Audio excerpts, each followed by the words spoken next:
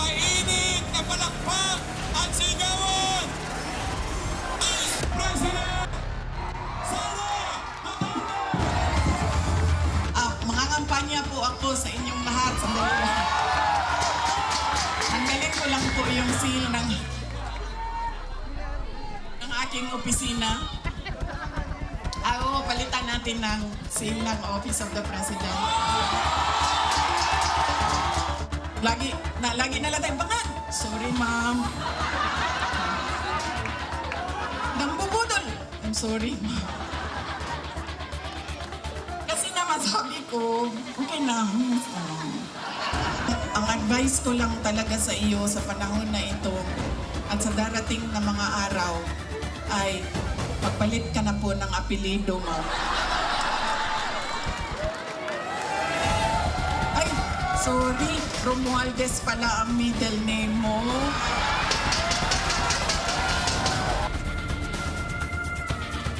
Hindi may kakaila ang init ng kampanya. Si VP Sara kaliwat kanan ng patama sa mga kalaban sa politika.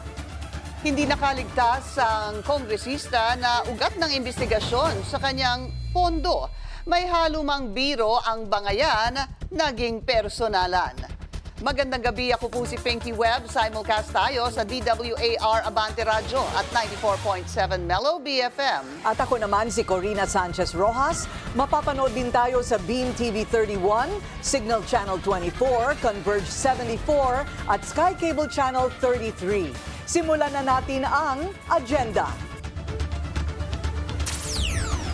Umano'y pangingialam ng China sa eleksyon, pinaiimbestigahan na ni PBBM. Beijing itinanggi ang paratang. VP Sara may bago na namang mga patutsada. Posibleng pagtakbo bilang Pangulo, muling ipinahiwatig.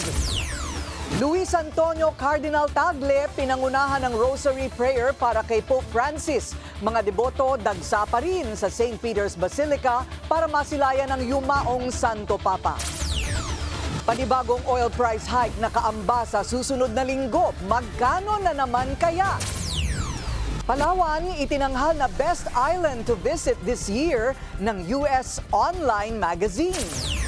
At Italy in the Philippines, restaurant sa Ortigas may hatid na authentic Italian experience, alamin sa Bilyonaryo Bites.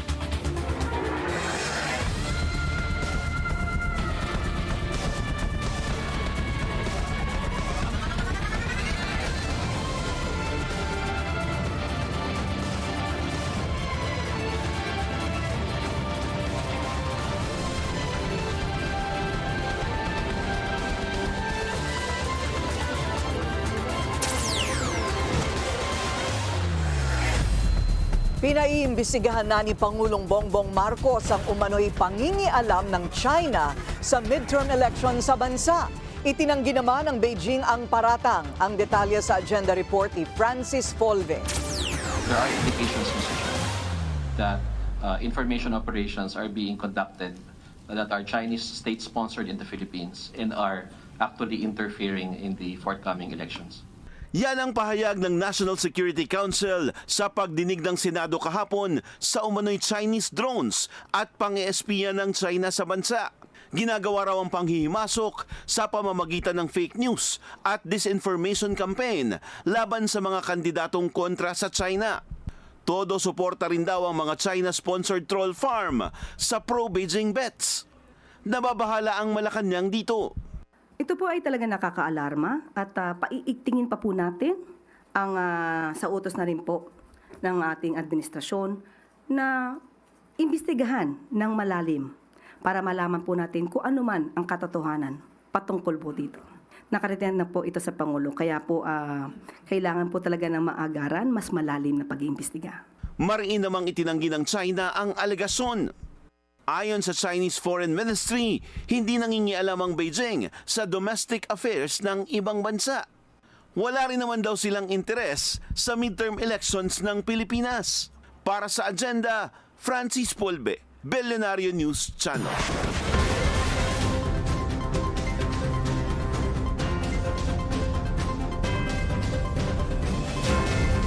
Sa Pangasinan, nangangampanya ngayon ng mga pambato ni PBBM at siniguro nila sa mga botante na sila ay pro-Philippines.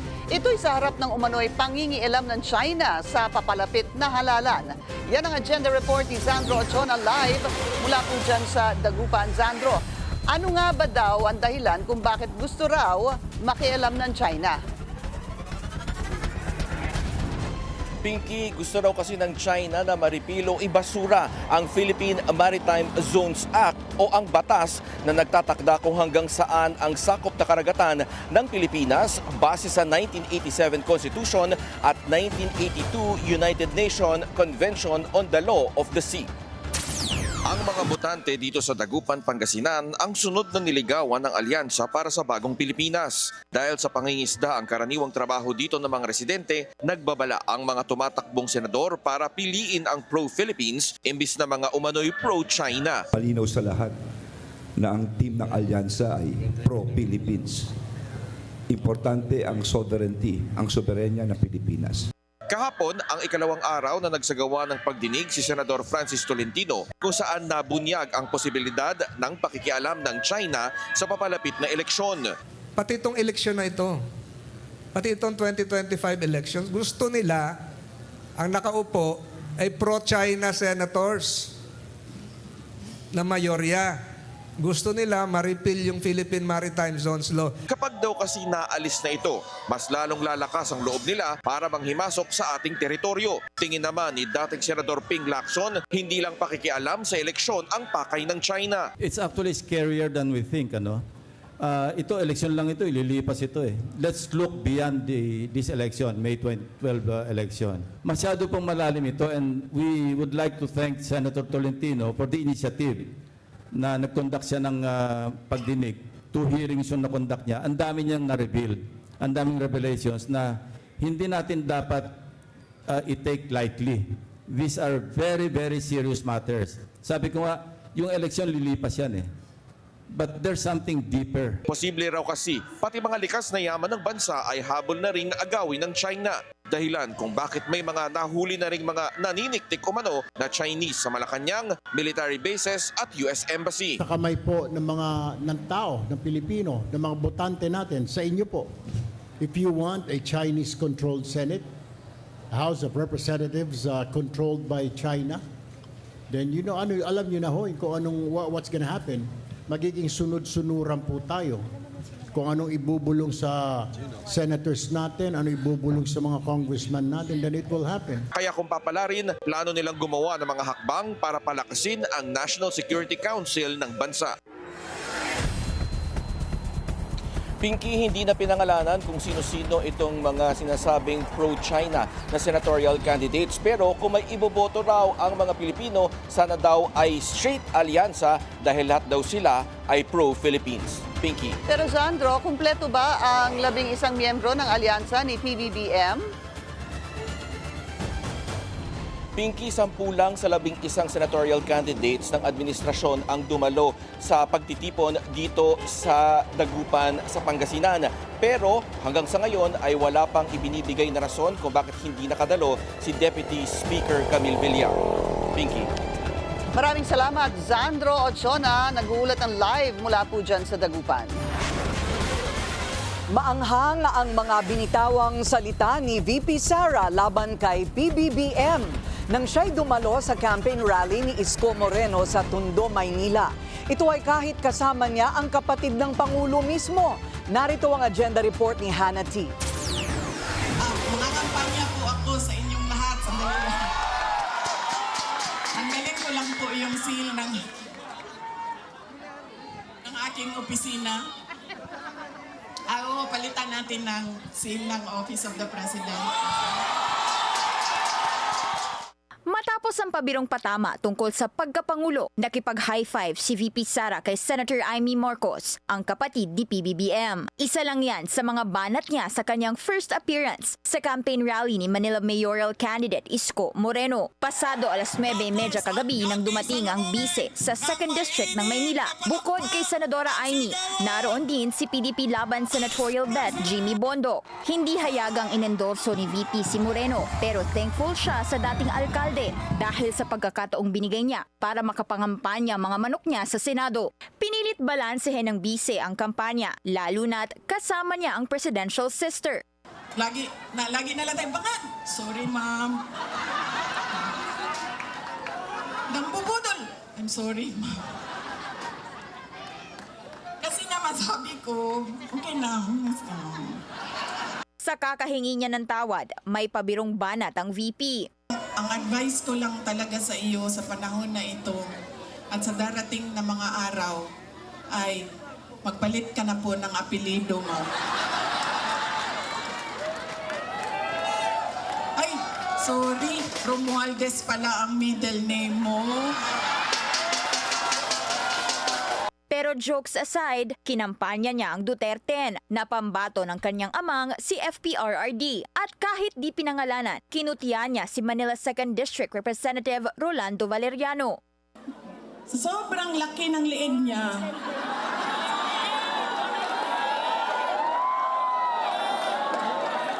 naiipit na yung boses niya.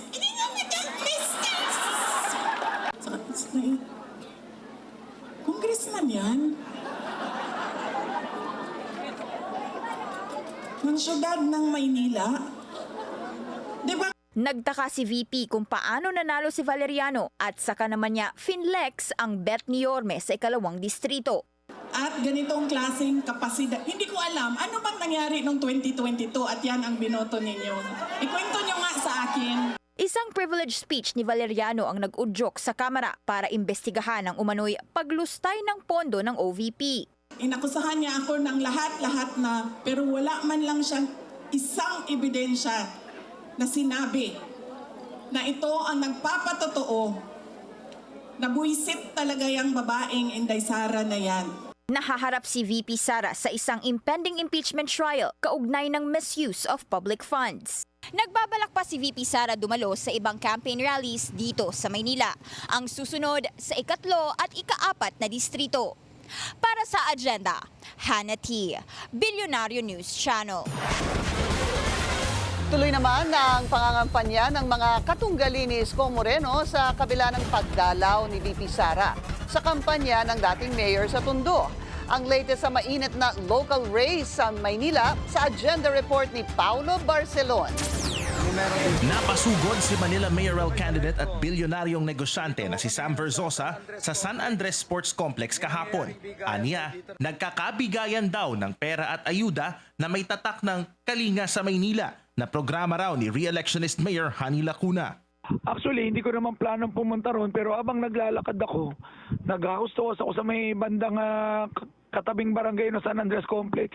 Eh na-receive ko yung COMELEC na issue. Sabi ko, bakit ako dito harap-harapan at lantaran namimigay ng 1,500? Hindi naman nagmamatter kung nasa posisyon ka. Pinagbawal na ho yan ng COMELEC. Pero si SV nabigyan ng show cause order ng COMELEC Task Force kontra Bigay dahil sa umano'y pamumudmod ng regalong may pangalan niya. Gusto ko lang sabihin na dati namimigay ako before the official campaign period. Ang daming humingi sa akin ng tulong. Tulong sa ayuda, bigas, kabuhayan, scholarship. At alam naman ng lahat na may programa ako sa telebisyon which is Dear SB. Lahat ng tinutulong ko may tatak na Dear SB. Pero pagkatapos po noong March 28, wala na po tayong binigay na mga ganun dahil sumusunod po tayo sa batas at maging ehemplo tayong leader sa mga kababayan natin.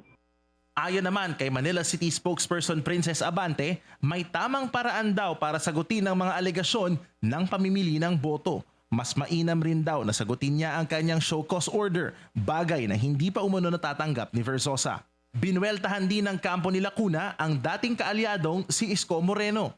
Ani Asenso Manileño Chairperson at Manila 2nd District Representative Roland Valeriano, parte daw ng team kasamaan si Yorme. Nasaan daw siya nung nangyari ang war on drugs ng dating Pangulong Rodrigo Duterte? May ginawa rin daw ba ang dating alkalde para usigin ang nasa likod ng madugong kampanya? Dagdag pa ni Valeriano, gagamitin lang daw ulit ni Moreno ang pagiging alkalde para makatapak sa Malacanang. Matatandaang noong 2022, isa si Yorme sa mga naging kritiko ng administrasyong Duterte. Ngayon, ang anak ni FPRRD na si VP Sara ang dumadalaw sa kanyang kampanya. Nakikikampanya rin sa Yormes Choice sorties ang mga pambato ni Duterte. Pinadalhan din ng COMELEC ng show cause order si Moreno dahil sa umano'y vote buying. Wala pang pahayag sa ngayon si Moreno tungkol dito. Para sa Agenda, Paulo Barcelon, Billionario News Channel. Sa gitna ng umiinit na kampanya, ipinagbawal ang pakikilahok ng mga kawani ng gobyerno sa partisan political activities pati sa social media. Pero ayon sa Bayan Muna, ito'y labag sa konstitusyon kaya sila na mismo ang humingi ng aksyon sa Supreme Court. Yan ang agenda report ni Joash Malimban. Unconstitutional. Yan ang buwelta ni Bayan Muna Party List nominee Nery Colmenares sa kontrobersyal na memorandum ng Civil Service Commission at 2016 Joint Circular ng Commission on Elections. Ngayong araw, naghain ang kanilang grupo ng Petition for Certiorari and Prohibition sa Korte Suprema na may layong labanan ang mga kautosang ito. Ayon kasi kay Colmenares, pag-atake ito sa freedom of speech and expression ng mga kawani ng gobyerno. Ng government employees may right to freedom of expression. Kung tingin niya yung kandidatong yan deserving na mamuno sa bansa natin, as a citizen may karapatan siya na mag-express niyan.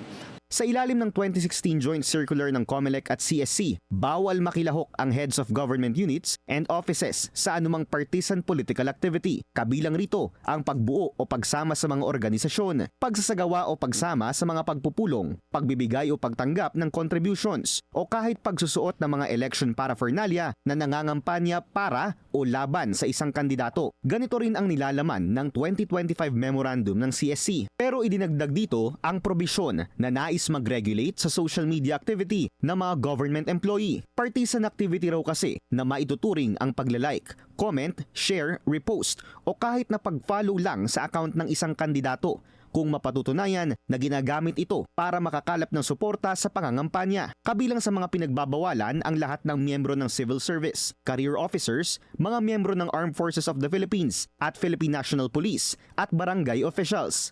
Hiling ng Bayan Muna, TRO para sa CSC memo at ideklarang unconstitutional and void ang COMELEC circular. Dahil bakit daw ang maliliit na empleyado bawal magpahayag ng suporta, pero ang mga nasa matataas na posisyon tulad ng mga elected official at cabinet members pwedeng mag-endorso ng kandidato.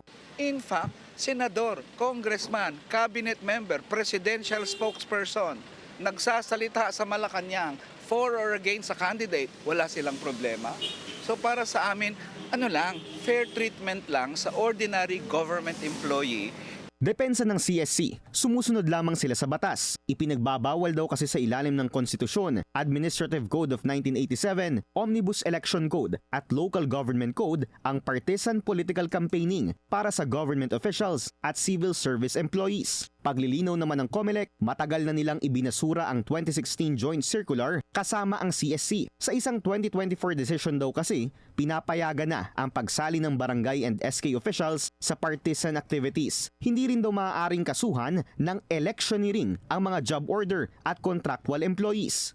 Sa kautusan ng CSC, ang sinumang mapatutunayang lalabag dito ay maaaring patawan ng 1 to 6 month suspension para sa first offense at dismissal from the service naman sa ikalawang paglabag. Para sa Agenda, Joash Malimban, Billionario News Channel. Umuulan pa rin ng mga show cause order laban sa mga kandidato at hindi pa raw tapos ang COMELEC. Nagbabalik si Joash Malimban para sa detalye. Matapos maglabas ng 9 na show cause order kahapon, muling nagpaulan ng SCO, ang Committee on Kontrabigay ng Commission on Elections. Sa pagkakataong ito, nasa 20 kandidato ang pinagpapaliwanag kung bakit hindi sila dapat patawan ng isang election offense o i-disqualify sa halalan. Kabilang sa mga pinagpapaliwanag, sina Maguindanao del Sur Congressional Candidate Esmael Manguda Datu, Vice Mayoral Candidate Victor Mitra, Alaminos Laguna Mayoral Candidate Eric Reyes at Councilor Candidate Joey Breeze at si Cavite Congressional Candidate Adrian Advincula na matatandaang kasama rin sa vote-buying show cause order evidence na iprenesenta ng COMELEC laban kay Senatorial Candidate Camille Villar. Ang mga kandidatong ito sangkot umano sa vote-buying at abuse of state resources. Bukod sa pamimigay ng pera, may mga kandidato raw kasi na namimigay ng ayuda, libreng tuli o di kaya bigas na may claim stubs kasama ang pangalan at posisyon ng tumatakbong kandidato. Ayon sa COMELEC, hindi naman ipinagbabawal ang lahat ng social services, pero dapat sumusunod ito sa mga patakaran, lalo na't election season. Kung kaya naman, yun po yung purpose din ng ating show cause orders. Pagpaliwanagin, kung maayos naman pala yung paliwanag, talaga naman palang in compliance doon sa binigay nating exemption at sumusunod naman pala sa mga patakaran o yung kondisyon na ating pong nailagay doon sa pagbibigay ng exemption, wala po tayong problema po doon. Ayon kay Chairman Garcia, hindi pa natatapos dito ang paglalabas nila ng mga show cause order. May buwelta rin siya sa mga kritiko ng komisyon. Dati nga po walang nag-i-issue ng show cause order. Dati nga po hindi nag-i-issue ang COMELEC ng show cause order. Pinatunayan namin ng barangay NSK, may hindi kami mga pinaproklama. After nun, dinisqualify pa namin. So hindi po kami mag-aatubili. Paalala ng poll body sa mga kandidato, sumunod sa mga patakaran ng halalan. Mas madali na raw kasing bantayan ngayon ang mga lumalabag sa election guidelines dahil sa dami ng mga matang nakamatsyag sa social media. Para sa Agenda, Joash Malimban, Billionaire News Channel. Bukod sa seguridad ng eleksyon, pinaiigting din ng PNP ang mga hakbang para tiyaking walang conflict of interest sa pagitan ng kanilang hanay at mga kandidato. Ang detalye sa Agenda Report ni Andrea Salve. Kinumpirma ng PNP na sinibak sa pwesto si Iloilo Provincial Police Office Director Police Colonel Bayani Razalan.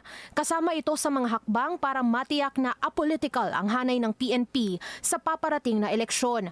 Ayaw ng Police Regional Office 6 na makaimpluwensya sa tungkulin ni Razalan ang pagiging tubong Iloilo nito. Kapag po sa assessment po ng ating mga regional directors, na hindi niya magagampanan ng mga tao natin na maging apolitical sa pagpapatupad ng kanilang mga election-related duties, sila po ay temporarily aalisin sa kanilang mga pwesto. Dagdag pa ni Tuanyo, may mga susunod pa kay Razalan. Patuloy pa raw ang assessment ng PRO6 down to the lowest police stations.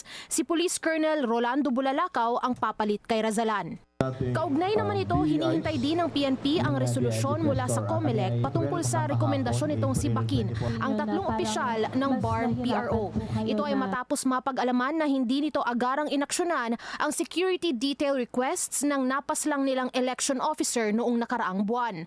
Sa mas pinalawak pang paghahanda ng PNP para sa nalalapit na halalan, umabot sa mahigit 1,000 miyembro ng Police Security and Protection Group ang kinailangang ilipat ng pwesto. Sila yung may mga kamag-anak na nangangandidato o malapit ang ugnayan sa mga kandidato.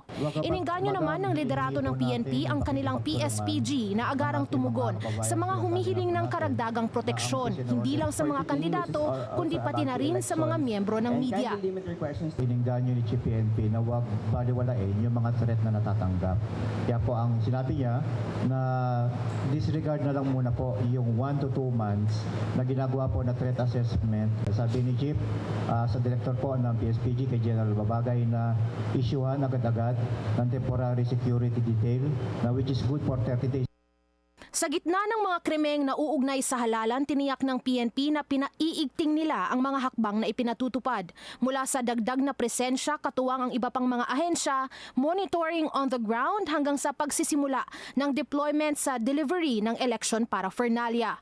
Para sa Agenda, Andrea Salve, Billionaire News Channel. Mga deboto dagsa pa rin sa huling araw ng public viewing sa labi ni Pope Francis. Susunod yan sa Agenda.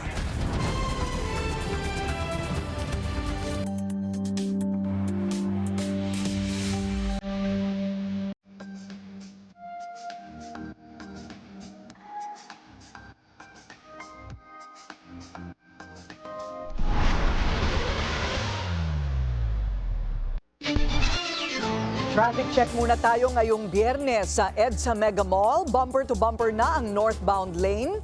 Moderate to heavy naman ang southbound lane.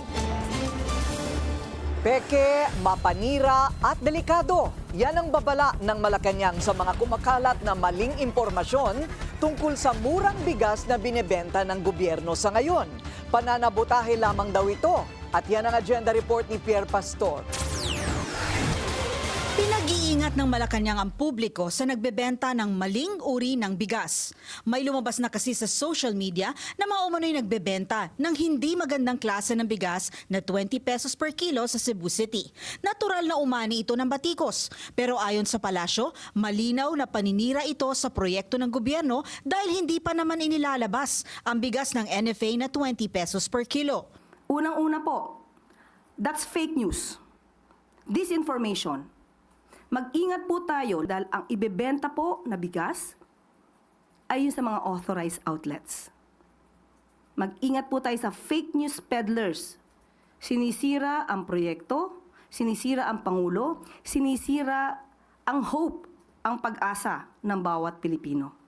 Miyerkules na magtungo sa Cebu City si PBBM at doon inanunsyo ang pagsasakatuparan ng pinangako niyang murang bigas. Ang klase ng bigas na ito ay ang kasalukuyang nabibili ng 33 pesos kada kilo. Una nang nagbabala si Yuse Castro na baka isabotahe ng fake news peddlers ang proyektong ito. Hindi pa nga nakikita, wala pang nakikitang bigas na ibebenta, pinipintasan na. Nagpaalala naman ang Commission on Elections na kumuha ng hiwalay na election ban exemption ang lokal na pamahalaan na makikilahok sa murang bigas project ng pamahalaan. Exempted kasi sa election ban ang proyekto. Sinabi rin ni COMELEC Chairman George Garcia na dapat ang pagbebenta ng murang bigas ay gawin sa public places. Dapat may media o anumang grupo na maaring magsilbing bantay para hindi magamit ang proyekto sa pangangampanya ng mga re-electionist at incumbent na local officials. Para sa agenda, Pierre Pastor, Billionaire News Channel. Walang masama sa pagtupad sa pangako. Yan ang giit ng alyansa ni PBBM kasabay ng pagtatanggol sa murang bigas at sa bilyong pisong subsidiya mula sa gobyerno. Narito ang agenda report ni Zandro Ochona. Walang nakikitang mali ang alyansa para sa bagong Pilipinas, ang senatorial slate ni PBBM. Git nila, bakit naman paghihinayangan ang bilyong pisong gastos ng gobyerno kung para naman ito sa taong bayan na galing din naman sa taong bayan? Rinig ko na isang araw, may ini-interview, parang pumapalagpang sila doon sa 20 pesos na bigas. Dapat matuwa sila, hindi nila dapat pintasan because mahusay din naman talaga yung bigas. Pangalawa, sabihin ganyan, 17 pesos per kilo daw abono ng gobyerno, subsidy. O ngayon, so masama ba yun? Pera ng taong bayan din yun. Di ba? Kakainin ng tao. Palagay mo na may sinasabi sila 4 billion ata a year. 4 billion a year. That's a drop in the bucket. Wala rin anilang timing kung kailan ibibigay ang nararapat na serbisyo para sa mga Pilipino. My take, pagka tinutulungan mo yung kahirapan at saka gutom, nothing is too late, nothing is too little. Gutom yan sa kakahirapan yun lang. Wala rin daw kinalaman ang eleksyon sa pagtupad ng Pangulo sa isa sa kanyang campaign promise. Sasabihin mo ba sa mga tao, after the election na lang doon ko lang ibibigay yung murang bigas kasi sasabihin na namumulitika ako. Hindi naman ganun ng trabaho ng gobyerno Kung maibibigay mo na ngayon, ibigay mo na. Kailangan talaga ng tulong. Tumutulong na yung gobyerno, pinipintasan pa rin. Saan ba tayo lulugar? Ang hirap ng posisyon na to. Sinagot rin nila ang paratang ni VP Sara na kaya lang daw ibinibenta sa Visayas ang 20 pesos na kada kilo ng bigas ay dahil mahina ang alyansa doon. May kasabihan better late than never. Hindi ba? Better late than never. At saka maaaring nung umpisa, hindi nila alam kung paano gagawin. Di ba? At saka, ang alam ko, malakas ako sa Visayas. Taga ron ako Okay po ako sa Visayas. Kung sasabihin po na pampolitika, di dapat binigay ang bigas na mura sa Mindanao. Isa naman sa nakikita nilang paraan para sa pagpapababa ng presyo ng bigas ay ang pagrepaso sa Rice Tarification Law. Para sa agenda, Zandro Ochona, Billionaire News Channel.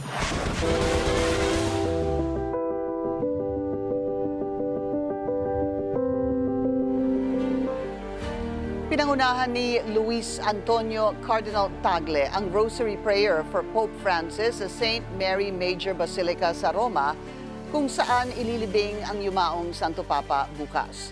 Muli rin siyang nanawagan sa publiko na ipagdasal si Pope.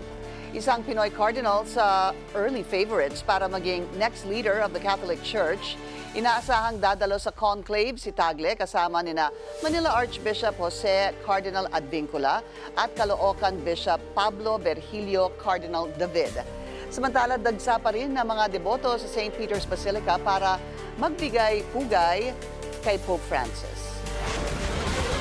Sa ibang balita, sumabak sa multilateral maritime event ang mga tropa ng Pilipinas at Amerika para isulong at mapalakas ang seguridad ng rehiyon. Ang latest sa Balikatan 40 2025 sa Agenda Report ni Francis Folve. Ito ang precision repositioning maneuver ng AW101 helicopter sa hangar ng BRP Ramon Alcaraz na nagpapakita ng Hipboard Aviation Handling sa multilateral maritime event na bahagi ng Balikatan 40-2025. Ang MME ay isa raw paraan sa pagpapalakas sa regional maritime security sa rehiyon. Kabilang sa mga aktibidad ng MME ay ang mas mapagbuti ang interoperability at koordinasyon sa mga kaalyadong bansa sa loob ng archipelagic waters ng bansa sa may Subic Bay hanggang sa Northern Luzon Joint Operational Area. Nagkaroon din ng subject matter expert exchange sa high-power microwave system sa pagitan ng mga tropa ng 960th Air and Missile Defense Group at US Army Multi-Domain Task Force sa San Antonio, Zambales. Nagbigay naman ng update ang Philippine Navy sa siyam na Chinese gray ship na pumasok sa karagatan natin, kabilang ang aircraft carrier Shandong at isang Type 815A Chinese electronic surveillance ship. Ayon kay Rear Admiral Roy Vincent Trinidad, hindi sumagot ang mga ito sa mga radio challenge. May mga indikasyon din na nakalayo na ang mga ito. Very highly likely nakalabas na sa ating EEZ, and based on their direction the other day, the last track was eastward, and they were already 180 nautical miles east of Cagayan. So, at this point in time, baka kahapon pa lamang nakalabas sa EEZ. At hindi na rin siya ma-pick up ng ating mga sensors. Sa usapin sa mga submersible drone, 5 pa lang ang nakukumpletong suriin habang patuloy ang forensic investigation sa pang-6 na underwater glider na na-recover sa Sabtang, Batanes. Na-turn over ito sa Navy nitong February. Para sa Agenda, Francis Polbe, Bellionario News Channel. Presyo ng mga produktong petrolyo tataas na naman.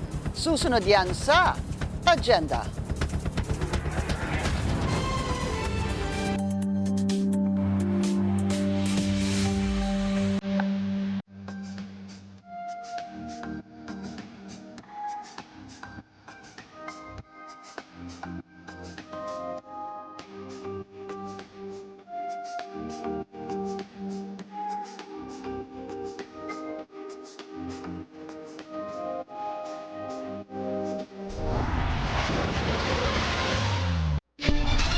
At traffic check ulit tayo sa EDSA White Plains naman, moderate to heavy ang daloy ng mga sasakyan sa northbound lane.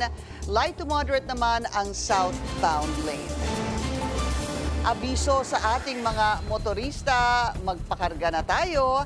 Inaasahan kasing tataas by as much as 1 peso and 40 centavos per liter ang presyo ng gasolina sa susunod na linggo. Piso kada litro naman ang nakikitang dagdag sa diesel at 70 centavos sa kerosene. Ayon sa Energy Department, ang US sanctions sa oil shipping network ng Iran at higher demand for crude ang mga dahilan ng price hike. Isa na namang malaking pagbabago ang posibleng ipatupad sa MRT at LRT. Ang mga X-ray machine sa mga estasyon, balak na rin kasing alisin ng DOTR. Alamin ang planong ipalit sa agenda report ng ating mobility correspondent, G. Baroga. Karaniwan na ang mga X-ray machine sa mga LRT at LRT station para sa pagche-check ng mga bag ng mga pasahero. Pero sa programang On Point ng Billionaire News Channel, sinabi ni Transportation Chief Vince Dizon na posible na itong mawala. There are technologies now that will allow for security measures with AI technology, and that will allow us to remove the X-rays altogether. Kasi sinabi ko nga, sa pagbabiyahe ko sa ibang bansa, parang Pilipinas lang ata ako nakakita ng subway o ng metro train sa mundo na may X-ray sa mga stasyon. Noon lamang Lunes, sinabi ni Secretary Dizon na hiniwalay nila ang pila ng mga pasaherong may dalang bag sa wala. Bilang karagdagang seguridad, nagdagdag na rin ang DOTR ng mga K9 sniffing dog at security personnel. We're working on that. We might pilot it in a few stations just to see. Let's see if we can remove X-rays and let's see the impact and if we can mitigate the security concerns. Matapos ang maintenance noong Holy Week, maayos na ulit ang operasyon ng MRT. Sa EDSA Busway naman, malapit na ring matapos ang mga hakbang ng MMDA para sa mas maayos na daloy ng mga pasahero. Kapag naging matagumpay ang pilot testing, posibleng tuluyan ng tanggalin ang mga X-ray machine sa mga estasyon ng tren sa bansa at palitan ng modernong teknolohiya para sa mas ligtas at mabilis na biyahe. Para sa Agenda, G. Baraga, Billionaire News Channel. Mas mababa ang kinita ng Banco de Oro ng bilyonaryo C family sa first quarter ng 2025 kumpara sa first quarter noong nakaraang taon. Alamin kung bakit sa Agenda Report ni Sujin Kim.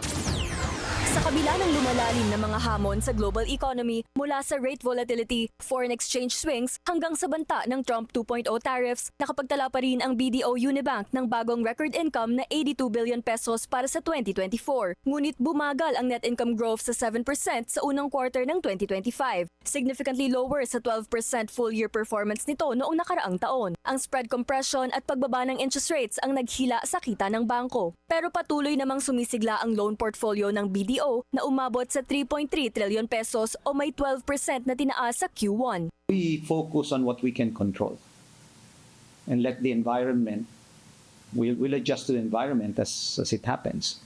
Kasabay nito, inilahad ng BDO ang mga possible risks sa 2025. Rate at FX volatility, pagtaas ng commodity prices at kakulangan sa fiscal maneuvers ng gobyerno dahil sa kanilang twin deficits.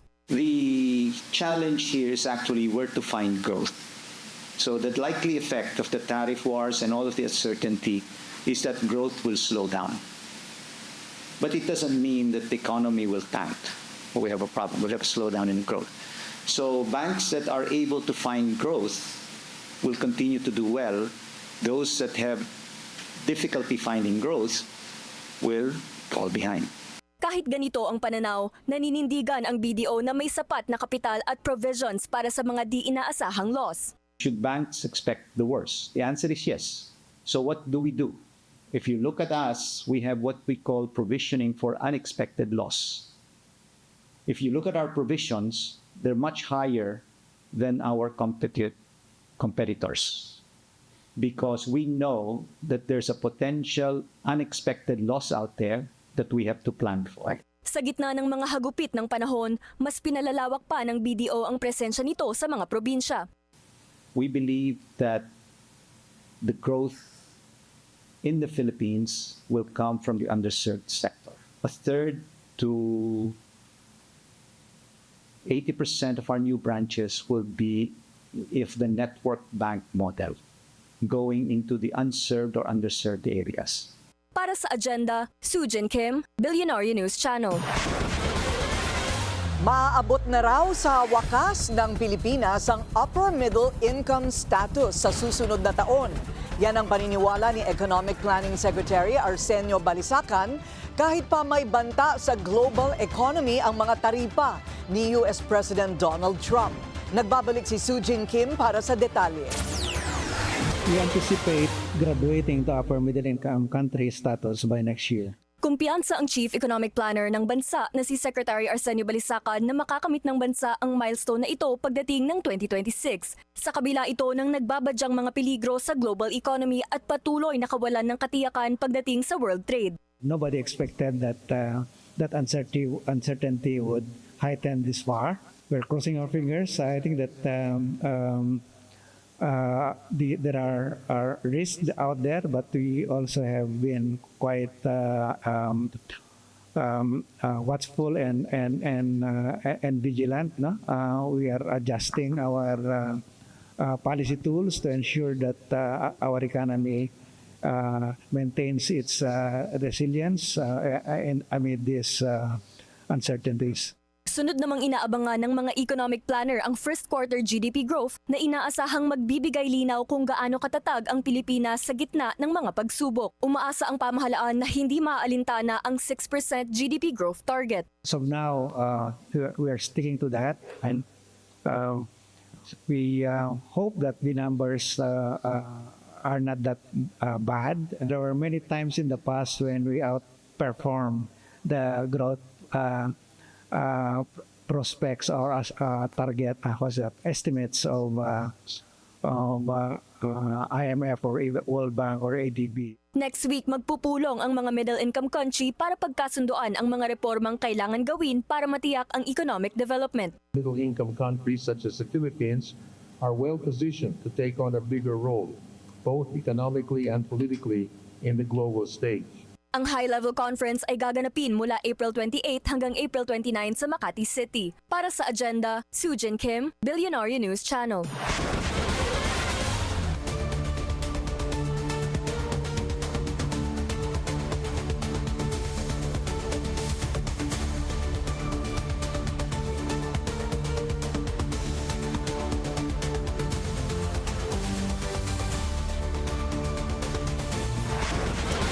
Malaking banta pa rin ang dengue sa Pilipinas at sa nalalapit na Asia Dengue Summit, muling iginiit ng mga eksperto na kulang pa rin ang tugon ng bansa sa krisis na ito. Narito ang agenda report ng ating Mojo, Ivy Reyes. 400 cases, 1,200 deaths noong 2024. Ganito raw kaseryoso ang krisis ng Pilipinas sa dengue. 2 buwan bago ang 8th Asia Dengue Summit, ipiniliwanag ng Philippine Medical Association ang dahilan kung bakit kailangan ng agaran at komprehensibong sagot sa dengue. Kasi dito po sa Pilipinas, napakataas ng dengue. Pero ang nare-report lang po are the symptomatic ones. Hindi po yung asymptomatic, which is 75% of dengue. Giit ng mga doktor, bagamat mula sa Pilipinas ang unang mga kaso ng dengue noong 1954, nahuhuli umano tayo pagdating sa pagsugpo nito. Imagine, 70 years ago, and what do we have to show for it? Di ba? Ba't hanggang ngayon, di pa pala marunong mag-treat ng dengue ang mga doktor natin? Ba't mas mataas pa rin ang ating mortality kaysa sa ibang countries? Sa ngayon, 134 countries ang apektado at 2.4 billion ang buong populasyon ang at risk sa dengue. Kaya ang goal ng World Health Organization, zero dengue deaths by 2030. Sa Pilipinas, pinaka-vulnerable ang mga bata at teenager. Bukod sa vaccines, malaking problema rin ang kawalan ng tiwala ng mga Pilipino sa bakuna. Ayon sa National Institute of Health, matapos ang Dengvaxia scare noong 2017, bumagsak ang confidence ng mga Pilipino sa bakuna from 93% noong 2015 to 32% na lang noong 2018. Sa ulat naman ng DOH, bumaba ang kaso ng dengue from March 15 to 29 by 23% dahil daw ito sa panahon. Sa pagtaas ng heat index, pagtuyo naman ng mga breeding ground ng dengue carriers. Unang beses gaganapin sa Pilipinas ang Asia Dengue Summit at 5 years bago ang itinakdang deadline ng WHO, concern pa rin ng PMA ang financial support para pondohan ang dengue vaccines. Para sa agenda, Ivy Reyes, Billionaire News Channel. Palawan itinanghal na best island to visit ng isang US magazine. Susunod yan sa agenda.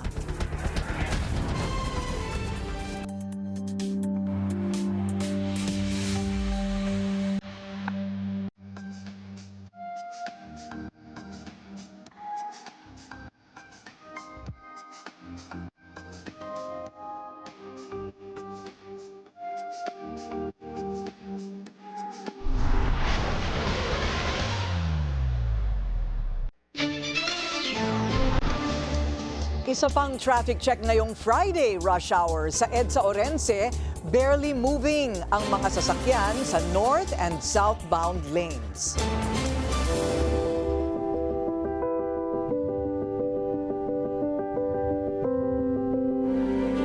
May misa ngayong gabi ang Cubao Cathedral para kay Pope Francis. Naroon live si Joash Malimban para sa kanyang agenda report. Joash? Corina, patuloy yung naging paggunita ng Filipino faithful sa iba't ibang parte ng bansa. Ngayong araw sa yumaong si Pope Francis. Marami sa kanila ay nakikiramay at naghihintay nung kanyang magiging funeral bukas sa Vatican. Ngayong araw, nagdaos ng mga misa ang iba't ibang mga simbahan sa Metro Manila. Bilang paggunita sa Quiapo Day kanina, inalala ni Father Ramon Licuanan ang naging pagbisita ni Pope Francis sa Leyte noong 2015.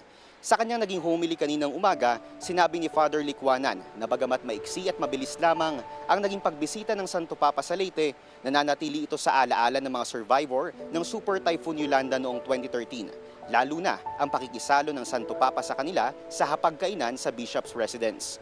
Kaninang umaga rin ay nagkaroon ng maikling pagkakataon ang ilang mananampalataya na masilayan ang Pope Mobile na ginamit ni Pope Francis sa kanyang pagbisita sa Maynila.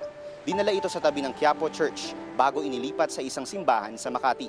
Samantala, nananatili pa rin sa loob ng simbahan ang nakakwadrong portrait ni Pope Francis na nakatakdang ilibing bukas. Kaugnay nito, lumipad na patungong Vatican si Manila Archbishop Cardinal Jose Advincula. Kasama si Cardinal Advincula sa mga cardinal na boboto sa pagpili ng susunod na Santo Papa. Corina, dito sa Cubao Terminal, marami pa rin yung mga Katolikong Pilipino na patuloy na nagdarasal ng mataimtim kaugnay ng funeral ng kanilang Lolo Kiko.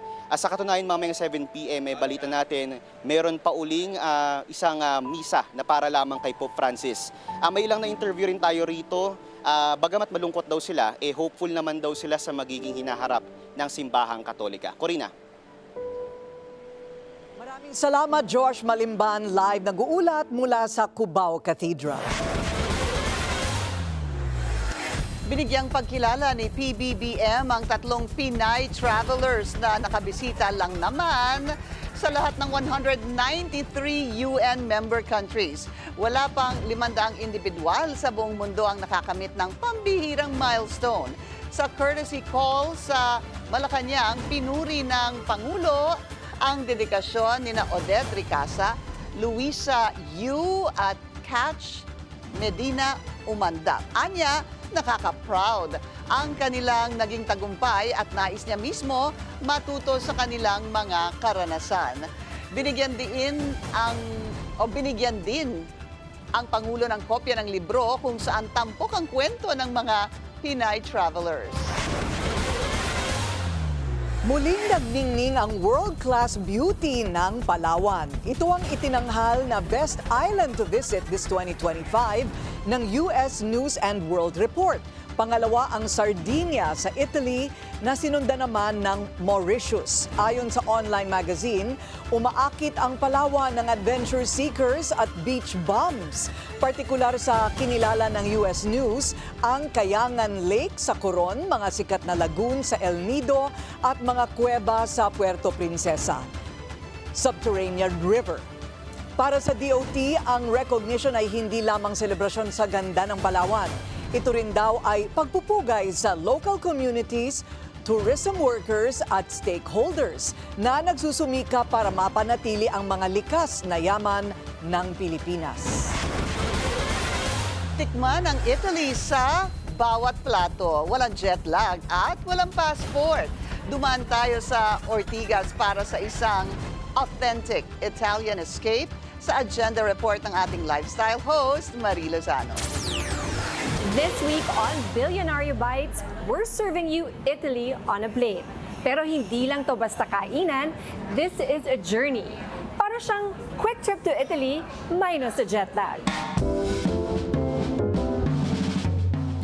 Osteria Antica ay ang bagong Italian concept ni Anna Lorenzana de Ocampo, ang lady boss sa likod ng Wildflower Group. Ito ay nasa 6th floor ng Podium Mall sa Ortigas. Dito, authentic ang pagkain. At ang view? Mozzafiato o breathtaking. Well, there are two parts of the restaurant. One part of the restaurant is like a bistro bar, which is a more informal, everyday dining. And the other part is more the fine dining part of the restaurant, which is the Osteria Antica. You can have a romantic evening here. You can also have business meetings here. You can bring friends and family. There's something for everyone in this restaurant. So I'm starting off with Bar Antica. Next, we're gonna try some food. At the Vola, to the table.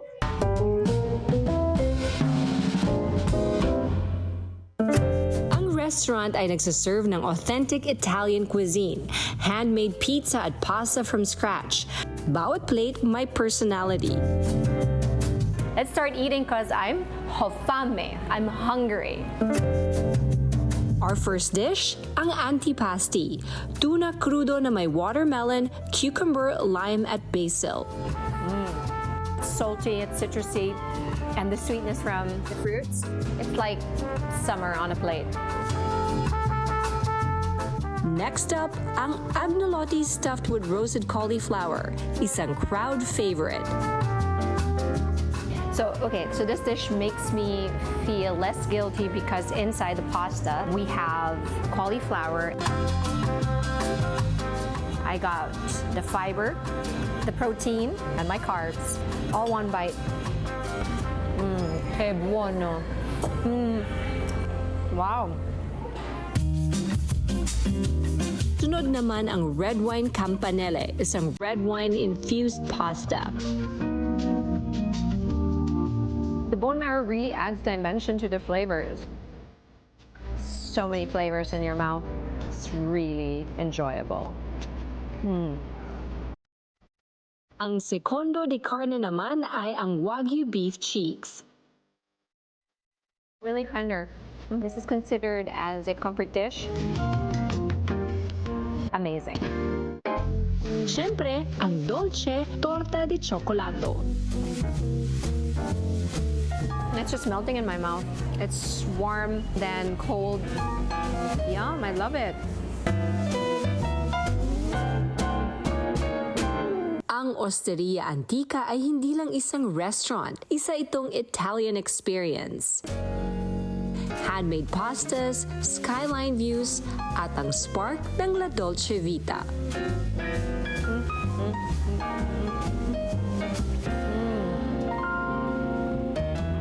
Para sa agenda, Marie Lozano, Billionaire News Channel.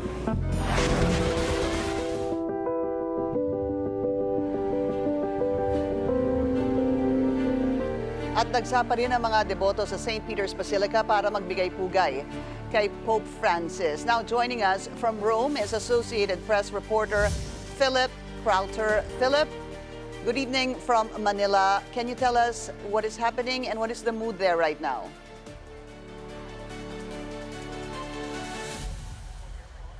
Good evening. Great to be with you on a very beautiful spring day here in Rome. Of course, the mood is somewhat somber, undoubtedly, but it's been a celebration, really, of the life of Pope Francis for most of the people who have come here to Rome to pay their last respects to him. Today is the third day, the last day of 3 days where Pope Francis is lying in state inside of St. Peter's Basilica that you can see behind me here at the Vatican. And there have been huge numbers of people who have gone inside. The number now stands at 125,000 since Wednesday, according to the Vatican. Now, what's going to happen here today is on this Friday evening here, local time, once all of those people have been able to pay their last respects and visit the open casket of Pope Francis, is that coffin will be sealed, that simple wooden coffin that Pope Francis said he wanted to be buried in. This is one of the many rituals that we are seeing and experiencing here at the Vatican that are traditional after the death of a pope. So many people, by the way, wanted to see Pope Francis one last time that the doors to the Basilica were actually kept open late last night until 2:30 in the morning, reopened at 5:40 so that as many people as possible could get in. All of this, of course, in preparation of the funeral that will be happening this Saturday here in St. Peter's Square. And Philip, what are we expecting for tomorrow's funeral and also in the next couple of days?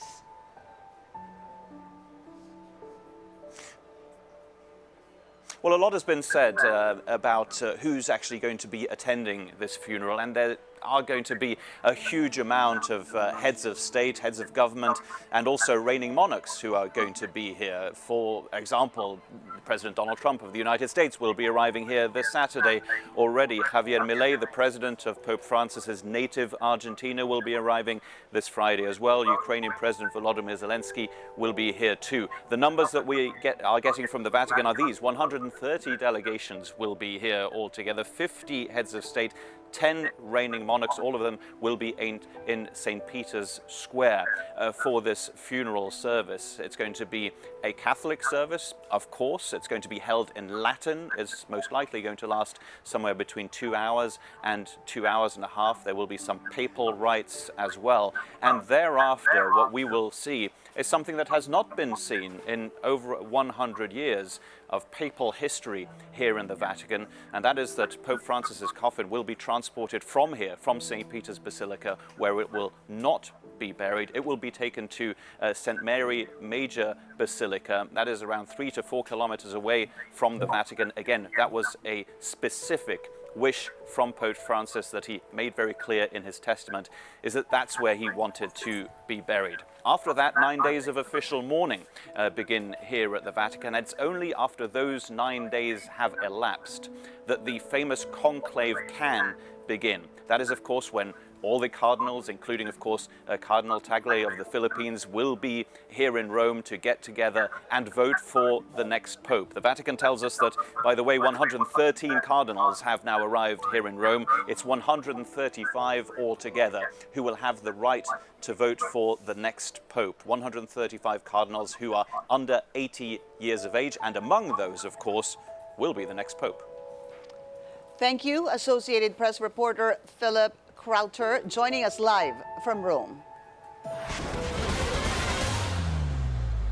Exciting ang mga mangyayari dyan. So, andun na rin ang ating Pangulo at si First Lady na makikiisa sa pakikidalamhati hanggang nga sa libing. Ayun. So, yung sinabi nga ni Philip no, sa atin, it's a deviation from tradition, di ba?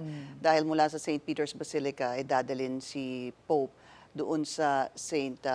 Mary Major kasi doon niya gusto Nakakaiba sa malibing. ibang mga Santo Papa. Right. Yes. And that's about, as mentioned a while ago, that's about 4 kilometers or 2.5 miles mula sa St. Peter's Basilica. Nalalakarin. Idadaanan nila. Wow. O, kilala naman si Pope Francis na medyo kaiba talaga. At simple. Simple. O, hindi rin siya tumira doon sa regular na tirahan ng mga Santo Papa.